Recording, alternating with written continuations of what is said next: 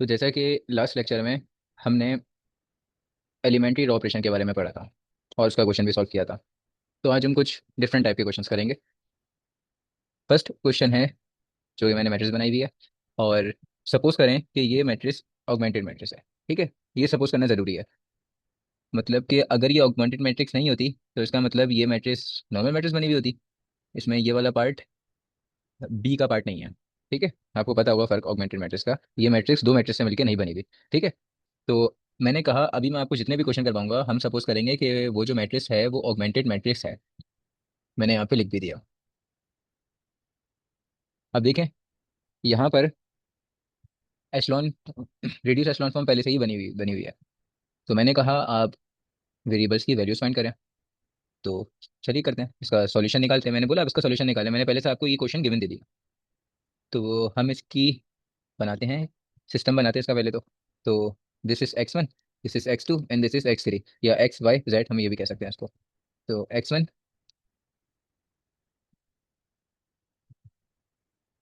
Plus, अच्छा, 0x2 0x3 तो खत्म। यहाँ पे आ गया 5 = 5। x1 का आंसर आया 5 x। अब मैं लिखूंगा यहाँ पर सेकंड इक्वेशन सिस्टम में। तो 0x1 0 खत्म हो गया, x2 -2, फिर x3 भी 0 खत्म। अब हम आएंगे थर्ड रो में, 0 0 1। इसका मतलब x3 की वैल्यू हुई 4। ठीक है, ये ऑगमेंटेड मैट्रिक्स है। अगर ये ऑगमेंटेड मैट्रिक्स नहीं होती तो ये x4 होता। नेक्स्ट क्वेश्चन करते हैं। ये जो मैंने अभी करवाया ना, आप बोलेंगे ये तो सबको आता है।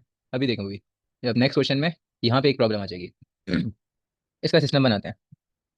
तो इसका अब मैं सिस्टम बनाने अगर चलूँ तो आप देखो, यहाँ पे मैंने लिखा x1। ठीक है, फर्स्ट रो का सिस्टम बना रहा हूँ, फर्स्ट रो की पूरी इक्वेशन लिख रहा हूँ। x1 प्लस 0x2, ठीक है, 0x2 plus 0x3 plus 4x4 and last ये ऑगमेंटेड मैट्रिक्स है। ठीक है, मैं यहाँ पे लिख देता हूँ ऑगमेंटेड मैट्रिक्स है ये। मैंने आपको पहले से बताई भी है ये बात, ये ऑगमेंटेड मैट्रिक्स है। तो इज इक्वल टू -1 हुआ लास्ट वाला। ठीक है, अब ये लिखना ज़रूरी भी नहीं था, अभी मैं बाद में इरेज कर दूंगा। तो सेकंड रो, 0x1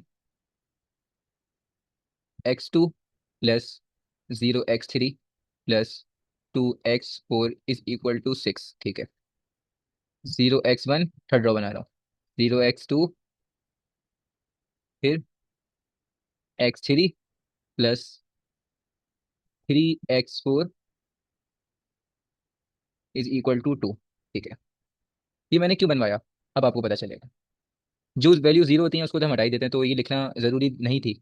मैं इसको इरेज भी कर सकता था, तो मैं अब इसको इरेज कर देता हूँ आपके सामने ही। ठीक है, तो मैंने इसको इरेज कर दिया। जो वैल्यू जीरो हो गई इसको मैंने इरेज कर दिया। ठीक है, जो वैल्यू जीरो हो गई इसको मैंने इरेज कर दिया। अब देखें, this one, this one and this one, ये कहलाता है लीडिंग वेरिएबल। ठीक है, जो वेरिएबल रह गया हर इक्वेशन में, यानी कि ये वाला, ये कहलाता है फ्री वेरिएबल।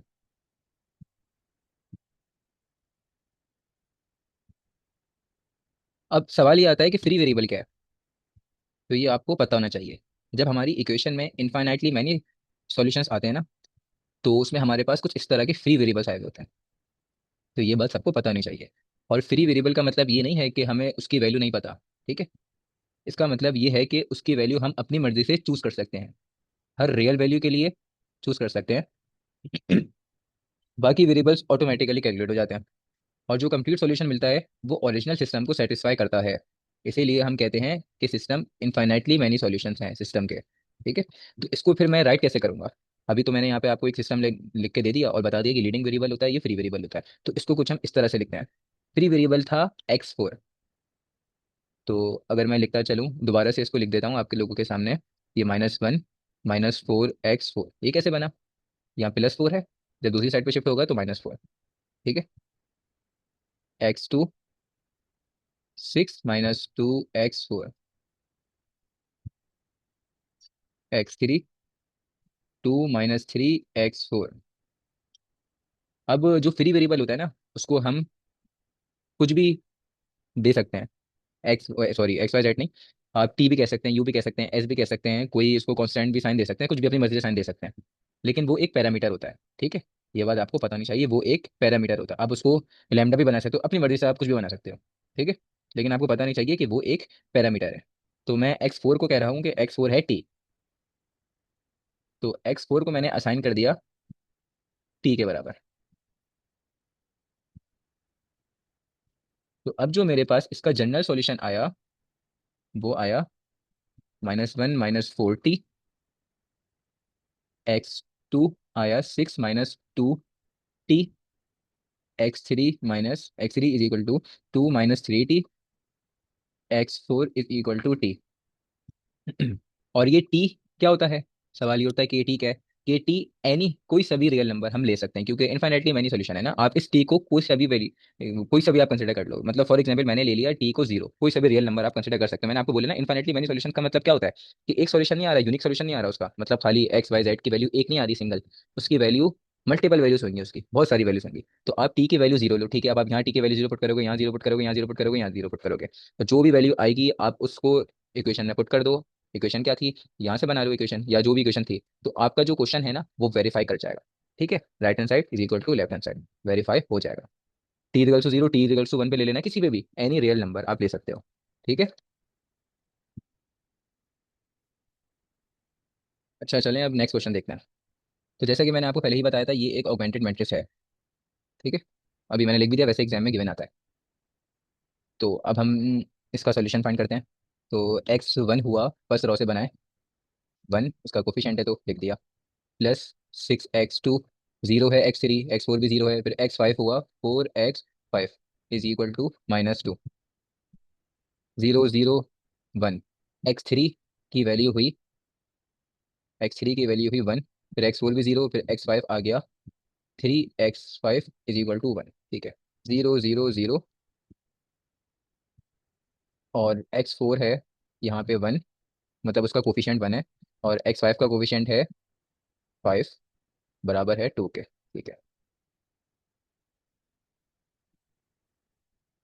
ठीक है, मैंने लिख दिया। और लास्ट रो तो जीरो गई, तो उसका लिखने का कुछ फायदा ही नहीं है, पूरी की पूरी जीरो है।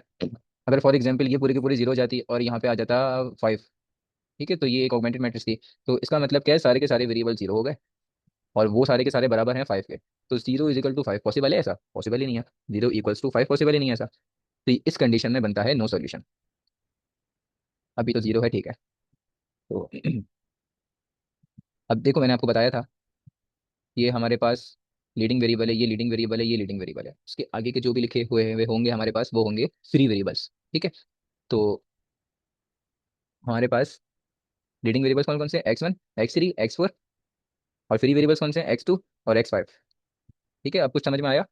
तो सबसे पहले मैंने x5 को असाइन कर दिया कि x5 है t, ठीक है। तो अब इसको नए सिरे से हम इसकी एक इक्वेशन बनाते हैं। तो सबसे पहले मैं शुरू करूंगा, ये 1 2 ये 3 इक्वेशन, मैं 3 इक्वेशन से शुरू करूंगा। तो 3 इक्वेशन मेरे पास बनी, x4 बराबर है 2 - 5 x5 के। तो x5 की जगह पे आ जाएगा t, तो यहाँ पे मैंने लिख दिया t, ठीक है। x4 का आंसर आ गया। अब x3, x3 की वैल्यू है 1 - 3 x5 है ना, x5 की जगह मैंने लिख दिया t। अब फर्स्ट चलते हैं, यहाँ पर x1 लीडिंग वेरिएबल था ना, तो लीडिंग वेरिएबल की ही वैल्यू फाइंड करेंगे, बाकी जो फ्री वेरिएबल्स हैं सबको इक्वेशन की दूसरी साइड पे शिफ्ट कर देंगे, ठीक है। तो -2 -6 x2, अच्छा x2, अब x2 क्या क्या करूँ? x2 को भी एक नया वेरिएबल असाइन कर देता हूँ, वो था s, s असाइन कर देता हूँ, ठीक है। तो मैंने इसको s असाइन कर दिया। अब इस x2 की जगह पे मैं लिखूंगा, इस x2 की जगह पे मैं लिखूंगा s, और फिर है प्लस, मतलब ये माइनस हो गया 4x5, x5 की जगह पे मुझे लिखना है t, क्योंकि मैं t उसको असाइन कर चुका हूँ। ये बनेगा इसका जनरल सॉल्यूशन, और यहाँ पे आपको मेंशन करना पड़ेगा कि x2 आपने s बनाया है और x5 आपने t बनाया है। और ये क्या है? s belongs to any real number और t belongs to any real number. ये लिखना का जरूरी नहीं होता, लेकिन मैंने आपको बता दिया, ठीक है। ऐसे बनता है जनरल सॉल्यूशन और इन्फिनिटली मैनी सॉल्यूशन। अच्छा, अगर किसी भी इसमें मैट्रिक्स में, या आपके पास कोई ऐसी मैट्रिक्स लिखी हुई है, या ऐसा सिस्टम दिया हुआ है जिसमें आपके पास इक्वेशंस, मतलब ये first equation, second, third equation, fourth equation, तो टोटल इक्वेशन 4 है इसकी, या चलो अभी तो यहाँ पे लास्ट वाली जीरो हो गई, मैं इसे एक आपको समझा देता हूँ। इक्वेशन टोटल आपके पास तीन है, ये इक्वेशन, और वेरिएबल चार है। तो इस कंडीशन में ना हमेशा आपके पास इनफाइनाइटली मैनी सॉल्यूशन ही आएंगे, ठीक है, क्योंकि एक ना एक फ्री वेरिएबल तो वैसे ही बच जाएगा। समझ गए ये बात? ऐसी कंडीशन में जिसमें तीन इक्वेशन हो और चार, मतलब इक्वेशन कम हो और चार वेरिएबल है, क्योंकि उसका रैंक तो थ्री ही आएगा मिनिमम। ठीक है, नहीं सॉरी, मैक्सिमम रैंक उसका थ्री ही आएगा। थ्री से कम आ सकता है लेकिन थ्री से ज़्यादा नहीं आ सकता रैंक। ठीक है, अब जब ये रैंक पढ़ेंगे हम, जब रैंक में समझेंगे कि हम रैंक से कैसे पहचानते हैं कि इसका इनफाइनाइटली मैनी सॉल्यूशन है या नहीं है, वो बात की कहानी है।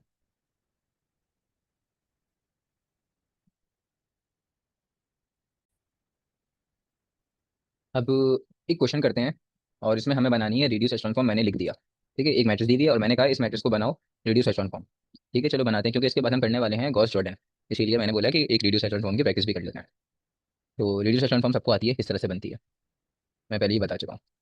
तो देखो, सबसे पहले हमारा जो फर्स्ट लीडिंग वेरिएबल होगा या पाइवट एलिमेंट, वो वन होना चाहिए।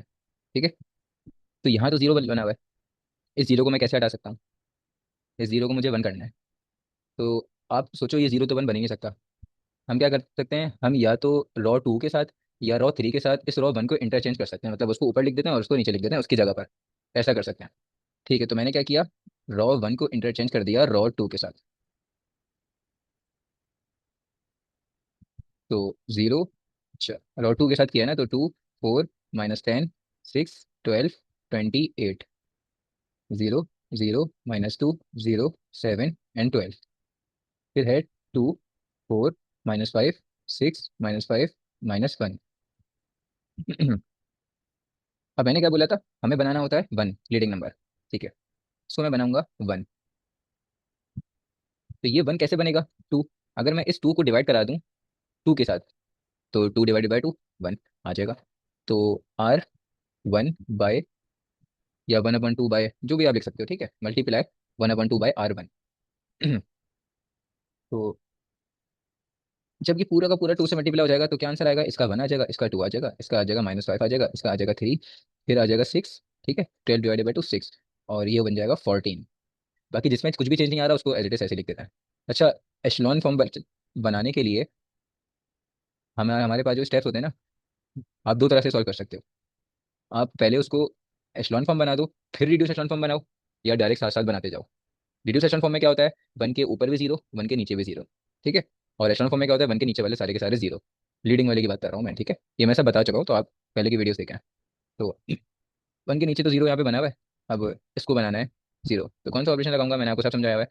किस में चेंज आ रहा है? रॉ थ्री में चेंज आ रहा है, तो रॉ थ्री माइनस आता है, उसके बाद माइनस। अब जिसमें चेंज आ रहा होता है उसका जो वेरिएबल होता है वो लिखना होता है। वेरिएबल है, सॉरी, कोफिशिएंट, या उसका नंबर टू है, टू लिख दिया। और किसके जरिए बना रहा हूँ? रॉ वन के जरिए बना रहा हूँ, इस वन के जरिए, तो मैंने लिख दूंगा रॉ वन। ठीक है, अब जिसमें चेंज नहीं आ रहा उसको एज इट इज ऐसे लिख दो, ताकि गलती के चांसेस ना बचे। Zero, zero, -2, zero, 7 and 12। बाकी आप चाहो तो साइड में स्टेप शो कर सकते हो। रॉ थ्री, रॉ थ्री है का पहला एलिमेंट है टू, माइनस फॉर्मूले वाला टू। ठीक है, और फिर रॉ वन, रॉ वन है वन, मैंने यहाँ पे वन लिख दिया, ये बन गया जीरो। फिर रॉ थ्री, फोर, फोर -2 फॉर्मूले वाला टू, और रॉ वन, रॉ वन के इस फोर के ऊपर लिखा हुआ है रॉ वन में टू, तो मैंने लिख दिया टू, ये भी बन गया जीरो, जीरो। -5, -5 रॉ थ्री का, -2, और आर वन, आर वन का भी -5 ही है। चाहो तो कैलकुलेटर में कर लो, या तो ऐसे साइड में लिख दोगे तो अच्छा हो जाएगा, वरना आप डायरेक्ट कैलकुलेटर से यूज करके इसको जल्दी जल्दी से फाइंड कर सकते हैं। तो आंसर आ गया 5। Row three, 6 -2 R one, six के ऊपर लिखा हुआ है थ्री, तो ये भी बन गया जीरो। उसके बाद -5, -2, और रॉ वन, रॉ वन में लिखा हुआ है सिक्स, -5, -2, सिक्स, -17, -17। फिर है -1, -2, अच्छा -1 था रॉ थ्री का, फिर माइनस फोर मिलेगा, फिर टू, और रॉ वन, रॉ वन में है 14,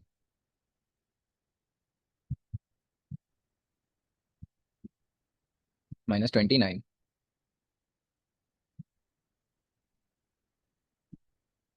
अब देखो, फर्स्ट रॉ की हमारी कंडीशन खत्म हो गई, एशलॉन फॉर्म की भी और रिड्यूस एशलॉन फॉर्म की। ये वन, वन के ऊपर और नीचे वाले सारे के सारे जीरो, ठीक है। अब इसका प्राइवेट एलिमेंट देखो, ये रहा, ये वन होना चाहिए, और लीडिंग नंबर वन होना चाहिए, ठीक है, नॉन जीरो।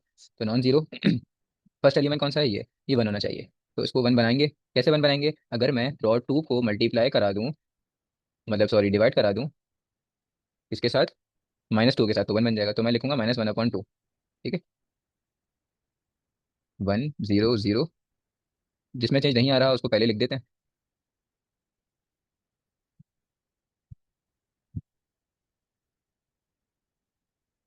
ये भी जीरो रहेगा, ये बन जाएगा वन, ये भी जीरो रहेगा, जीरो के साथ डिवाइड होगा तो जीरो। और ये बन जाएगा -7/2। और ये बन जाएगा 12 डिवाइडेड बाय -2। और ये हो जाएगा -6। -6। ठीक है, तो यहाँ तक हम ठीक जा रहे हैं। अब वन के नीचे वाले भी जीरो और ऊपर वाले भी जीरो। हम रेडियल एशेलॉन फॉर्म बना रहे हैं, तो मैंने आपको बोला अलग अलग तरीके होते हैं। हम चाहे तो डायरेक्ट इसको वो भी कर सकते हैं कि पहले एशेलॉन फॉर्म बनाओ तो फिर रेडियल एशेलॉन फॉर्म बनाओ, या तो साथ साथ चला लो। हम साथ साथ चला लेते हैं, बात एक ही है। तो इस वन के जरिए ये भी बन जाएगा, ये भी बन जाएगा, बड़े मजे से बन जाएगा। कैसे बनेगा, चेंज किस में करना है, पहले इसमें करना है। ठीक है, रॉ थ्री माइनस, इसमें जिसका चेंज करना है वो वाला, उसका पहला वाला नंबर लिखेंगे, जो भी नंबर होगा वो नंबर लिखेंगे। और फिर किसके जरिए कर रहा हूँ इस वन के जरिए। तो ये है R2 में, R2। दूसरे वाले का फॉर्मूला बनाते हैं। दूसरे वाले का फॉर्मूला कैसे बनेगा, ये है, इसको मुझे बनाना है जीरो। तो रॉ वन माइनस, फिर इसका फर्स्ट वाला, जो भी जिसमें भी चेंज आ रहा होता है उसका नंबर जो भी होता है वो लिखना होता है। -5 लिखा हुआ है, तो माइनस माइनस प्लस, +5 बन जाएगा। ठीक है, और रॉ किसके जरिए बना रहा हूँ, रॉ टू के जरिए, रॉ टू के जरिए। ठीक है, अगर यहाँ पे सोचो -15 होता तो क्या आता, यहाँ पे प्लस का 15 आता। और सोचो अगर यहाँ पे हमारे पास होता ओनली टू होता तो यहाँ पे आता -2। ठीक है, अब जिसमें चेंज नहीं आ रहा उसको पहले लिख देते हैं। चेंज किसमें आ रहा है, रॉ थ्री में आ रहा है, रॉ वन में आ रहा है। रॉ टू में बिल्कुल भी चेंज नहीं आ रहा, तो रॉ टू को हम एज इट इज ऐसे ही लिख देंगे।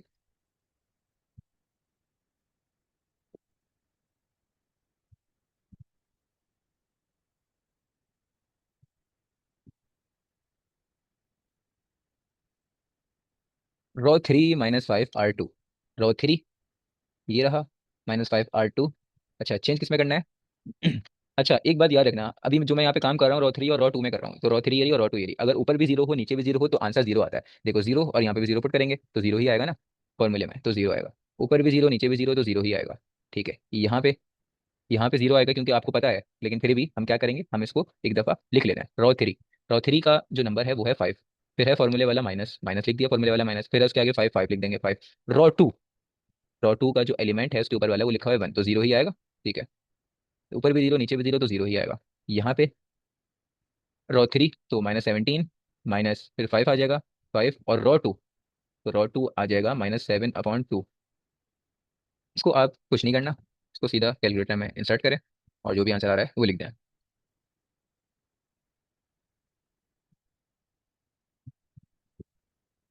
1/2।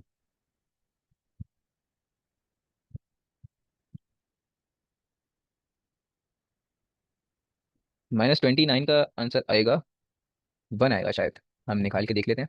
ρ3 -29। ठीक है, फिर माइनस से फॉर्मूले का, और 5 ρ2, तो यहाँ पे आ गया ρ2, तो ये हो गया -6। ठीक है, माइनस माइनस प्लस बन जाएगा, 6 5 30, तो +30 -29 1। ठीक है। अभी ये वाला रॉ वन पहले लिखेंगे। ρ1 + 5 R2, रॉ वन में चेंज आएगा और 5 R2, तो लिख लेते हैं, चलो कोई बात नहीं। रॉ वन, तो रॉ वन में लिखा हुआ है 1 + 5, फॉर्मूले का 5, 5 और R2 उसी के नीचे वाला। ठीक है, जो कि है जीरो, तो आंसर क्या आएगा, 1।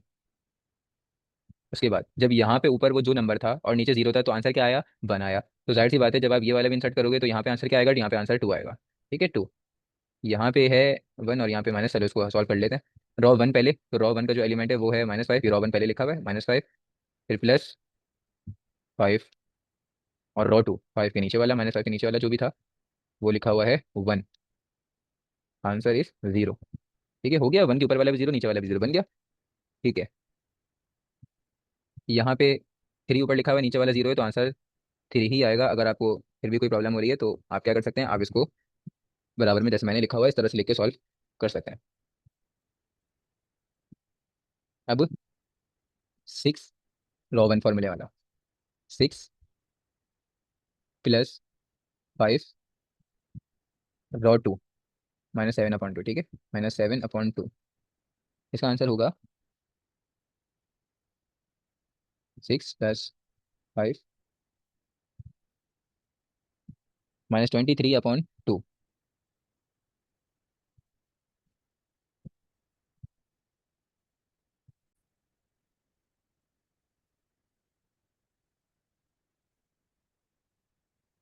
लास्ट नंबर रह गया, वो नंबर है, चाहिए था ρ1 + 5, तो ρ1 का नंबर है 4।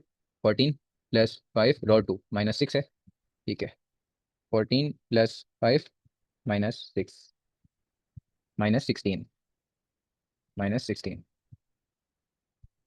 अब सेकंड रो का जो हमें करना था सब कर लिया। देखो फर्स्ट रो जो लीडिंग नंबर है उसके नीचे वाले सारे के सारे जीरो, ऊपर वाले भी जीरो, ठीक है बना दिया। सेकंड रो का जो लीडिंग नंबर है उसके नीचे भी जीरो, ऊपर भी जीरो, ठीक है बना दिया। थर्ड रो का जो लीडिंग नंबर है जो कि नॉन जीरो होगा, ठीक है, फर्स्ट नॉन जीरो वाला नंबर कौन सा है, वो है ये 1/2। इसको क्या बनाना है, 1 बनाना है, तो इसको 1 कैसे बनाऊंगा, ρ3/2, और पूरी ρ3 को मल्टीप्लाई करा दूंगा 2 के साथ तो हो जाएगा। ठीक है, 1 2 0 3 -23/2 -16 0 0 1 0 7/2 -6। जीरो से डिवाइड होगा तो जीरो ही रहेगा, जीरो ही रहेगा, ये भी जीरो और ये भी जीरो। ये 1/2 जब जीरो के साथ मल्टीप्लाई होगा तो ये बनेगा 1। यहाँ पे जब ये जीरो के साथ मल्टीप्लाई होगा, ठीक है, मल्टीप्लाई करना है, तो ये बन जाएगा 2। अब 1 के नीचे वाले भी जीरो, ऊपर वाले भी जीरो, ये बनाना होता है ना, तो 1 के नीचे तो है ही नहीं, ऊपर ये भी जीरो बनेगा, ये भी जीरो बनेगा, एक साथ ही डबल ऑपरेशन लगा देंगे। तो ऑपरेशन क्या लगेगा, वो ऑपरेशन हमारा लगेगा, आप देखिए इस 1 की जीरो ये वाला बनाना है, तो चेंज पहले किस में आएगा, चेंज आएगा ρ2 में। ठीक है, और माइनस जो आता है, और फिर उसके बाद जिसमें चेंज कर रहे होते हैं उसका जो भी नंबर लिखा हुआ होता है वो नंबर हम एच ऐसे ही लिखते हैं। ये है -7/2, तो ये बन जाएगा माइनस माइनस प्लस 7/2। ठीक है, किसके जरिए बना रहा हूँ, इसके जरिए बना रहा हूँ ना, 1 के जरिए, कौन से रॉ में लिखा हुआ है, ये लिखा हुआ है ρ3 में। ठीक है, यहाँ पे आ जाओ,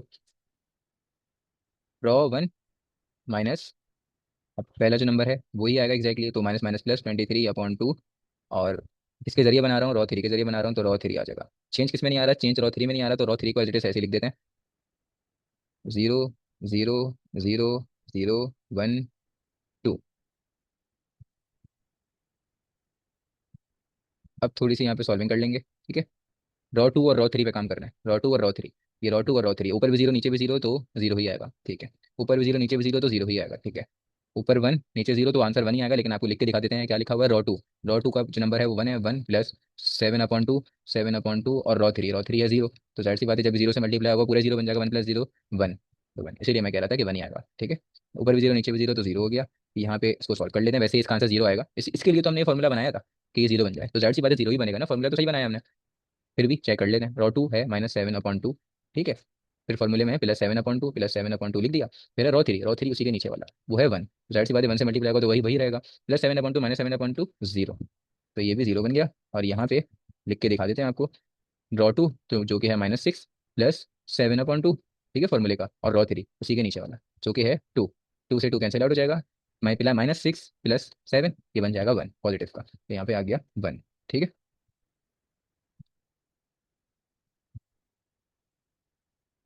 अब रॉ 1 पे काम करेंगे।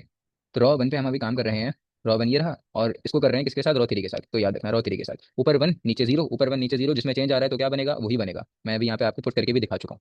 ठीक है, अब ये 2 प्लस, अच्छा ठीक है, यहाँ पे भी ऊपर 2 है नीचे जीरो है, तो जो बाद में आएगा उसमें जीरो जीरो पुट होगा तो ये पूरा का पूरा जीरो ही बन जाएगा, तो जो रॉ 1 का आंसर है वही आएगा, तो वो 2 है, 2 ही रहेगा। ऊपर जीरो नीचे जीरो तो ये भी जीरो ही आएगा, ये ऊपर 3 नीचे जीरो तो रेड सी बात है 3 ही रहेगा। इसको सॉल्व कर लेते हैं, वैसे ही जीरो होगा, आपको पता है आप यहाँ पे कुछ जीरो लिख सकते हो, लेकिन हम आपको दिखा देते हैं ताकि कुछ कंफ्यूजन ना हो। फॉर्मूला इसको जीरो करने के लिए तो बनाया था, तो जाहिर सी बात है जीरो 100% बनेगा।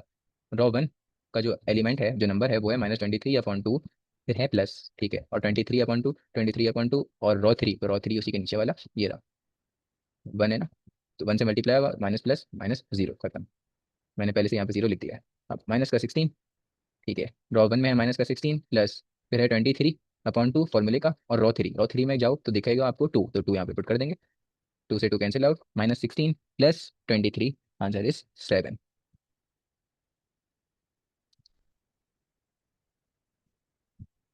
ये बन गई रिड्यूस एशलॉन फॉर्म, खत्म यहाँ पे। ये क्वेश्चन थोड़ा सा और भी लेंदी हो सकता है, आपको जैसे आसानी लगे आप कर लो, आप पहले एशलॉन फॉर्म बना लो उसके बाद रिड्यूस एशलॉन फॉर्म की जाने पा जाओ, या डायरेक्ट डायरेक्ट आप साथ बना सकते हो। ठीक है, इसका आंसर बिल्कुल ठीक है। और 1 के फर्स्ट रॉ का नॉन जीरो का पहला एलिमेंट ये रहा 1, और उसके नीचे वाले सारे के सारे जीरो, तो ठीक है कर दिया। सेकंड रॉ का पहला नॉन जीरो नंबर 1 होना चाहिए, और उसके नीचे और ऊपर वाले सारे के सारे जीरो, ठीक है। थर्ड रॉ का पहला नॉन जीरो नंबर वन होना चाहिए और उसके नीचे वाले और ऊपर वाले सारे के सारे जीरो। ठीक है, ये हमारी रिड्यूस ट्रांसफॉर्म बन गई।